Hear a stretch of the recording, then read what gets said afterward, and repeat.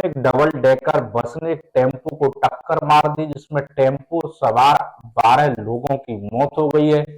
PM Modi ने इस घटना पर दुख जताते हुए मृतकों को 2-2 लाख रुपए व घायलों को 50-50 हजार रुपए की घोषणा की है। धौलपुर के सरमथुरा बरौली से बाड़ी की ओर जा रहे टेम्पो में सुनीपुर गांव के पास स्लीपर बस ने टक्कर मार दी। टक्कर इतनी जबरदस्त थी कि टेम्पो में सवार 11 लोगों की मौके पर मौत हो गई, जबकि एक ने अस्पताल में दम तोड़ दिया। घटना में कुछ लोग घायल हैं, जिनका अस्पताल में इलाज चल रहा है। मृतकों में बच्चे भी बताए गए। मृतक सभी बाड़ी गुमटी के निवासी हैं। घटना की सूचना मिलते ही पुलिस प्रशासन और जिला प्रशासन के अधिकारी मौके पर पहुंचे। इस भीषण घटना ने सभी को झकझोर दिया। वहीं गुमट मोहल्ले में अफरा तफरी और चीत्कारें की आवाज सुनाई दे रही थी। जानकारी के अनुसार बाड़ी गुमटी मोहल्ले के कुछ लोग सरमथुरा के बरौली गांव में एक कार्यक्रम में शामिल होने जा रहे थे, जहां से करीब 14 लोग टेम्पो में सवार होकर रात्रि को बाड़ी गुमट के लिए रवाना हुए, जिसमें महिला पुरुष बच्चे भी शामिल थे। टेम्पो में सभी लोगों को लेकर 11वीं स्थित सुनीपुर गांव के पास पहुंचा। तभी बाड़ी से जयपुर की ओर जा रही स्लीपर बस ने टक्कर मार दी। टक्कर इतनी भयानक थी कि मौके पर ही 11 जनों की मौत हो गई, जबकि एक जने अस्पताल में मृत्यु हुई। टक्कर इतनी भयानक थी कि टेम्पो पूरी तरीके से नष्ट हो गया। इसी बात से अंदाजा लगाया जा सकता है उसमें बैठी सवारियों का क्या हाल हुआ होगा। घटना की सूचना मिलते ही आसपास लोग एकत्रित हो गए। मृतकों को बाहर निकाल कर अस्पताल पहुंचाया, जहां कुछ लोगों का इलाज चल रहा है। घटना की सूचना मिलते ही प्रशासनिक और पुलिस प्रशासन के अधिकारी मौके पर पहुंचे। फिलहाल गुमट मोहल्ले में अफरा तफरी का माहौल है। वहीं अस्पताल में परिजनों का रो रो कर बुरा हाल है। इस सड़क हादसे पर प्रधानमंत्री मोदी ने भी दुख जताया। पीएम ने शोकाकुल परिजनों के प्रति जताई संवेदना। प्रधानमंत्री राहत कोष से की जाएगी पीड़ितों की मदद। मृतकों के परिजनों को 2 लाख रुपए और हादसे के घायलों को 50,000 रुपए की आर्थिक मदद की गई। वहीं केंद्रीय मंत्री गजेंद्र सिंह शेखावत ने सड़क हादसे पर संवेदना जताते हुए एक्स व फेसबुक पर लिखा कि धौलपुर क्षेत्र में हुई भीषण सड़क दुर्घटना से मन आहत है। इस अनहोनी से जान गंवाने वाले नागरिकों की आत्मा की शांति के लिए प्रार्थना है। परिजनों को दुख सहने की शक्ति मिले, उन्हें हृदय की संवेदना है।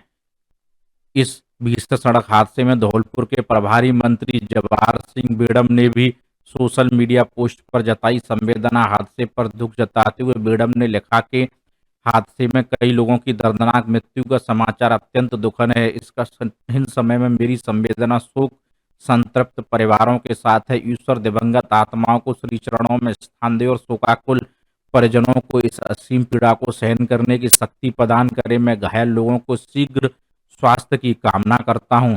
HP लवानिया, धौलपुर, समाचार 24।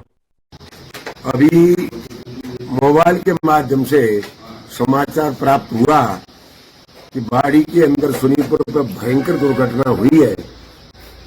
हम लोग यात्रा पे हैं, यहाँ समाचार मिला केदारनाथ जी में। बहुत दुख हुआ है। इससे बड़ी घटना मेरी जानकारी में, इससे बड़ी घटना कभी दुर्घटना हुई नहीं है। मैं सभी उन व्यक्तियों को अपनी वेदना, अपनी संवेदना व्यक्त करता हूं और ऊपर वाले से कामना करता हूं कि ईश्वर उन्हें ऐसी शक्ति दे ताकि इस दुख की, इस त्रासदी को वो झेल सके। मेरी संवेदना है। और बड़ा दुर्भाग्य रहा कि इस तरह की घटनाएं घटी हैं। मैं ऊपर वाले से प्रार्थना करता हूं इस दुख की घड़ी में ईश्वर उन्हें शक्ति प्रदान करे ताकि इस दुख की घड़ी को वो सहन कर सके। मेरे पास कोई शब्द नहीं है, मेरा गला भरा है इतनी बड़ी घटना सुन के। इसलिए मेरी प्रार्थना ईश्वर से कि ईश्वर इस दुख की घड़ी में इनको शक्ति प्रदान करे ताकि इस दुख को झेल सके। जैसे कि आपको विदित है, कल रात को एक परिवार सरमथुरा में बात के प्रोग्राम अटेंड करने गए थे। वापस आते वक्त ऑटो में करीब 13 लोग थे। उसमें ऑटो और बस के भिड़ंत में ऑटो में जितने भी थे उसमें 12 लोगों की डेथ हो गई और एक ट्रीटमेंट अंडरगोइंग है आगरा। और इसमें मैं बताना चाहता हूँ कि ऑटो ड्राइवर का भी परिवार था, उसका नाम था इरफान और उसके पूरे परिवार खत्म हुआ है। और साथ ही नन्नू करके है, उनका परिवार है, और जाहिर खान, और ये दोनों खाद्य सुरक्षा में है। नन्नू और जाहिर खान, उनके आयुष्मान में 10-10 लाख प्रति परिवार मिल जाएगा। और चौथे में हम जनाधार ले रहे हैं।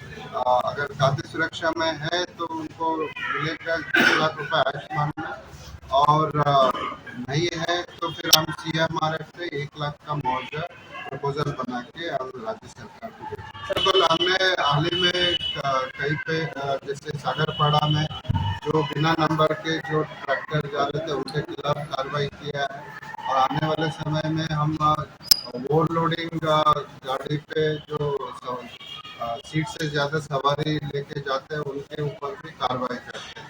और आपको इसमें पता ही है कि इसमें एक परिवार ऑटो चालक का भी था, तो सभी की सुरक्षा उसको भी देखना होगा, और प्रशासन, पुलिस और ट्रांसपोर्ट विभाग भी साथ में इसमें आगे आगामी दिवसों में और भी कार्रवाई करेगा।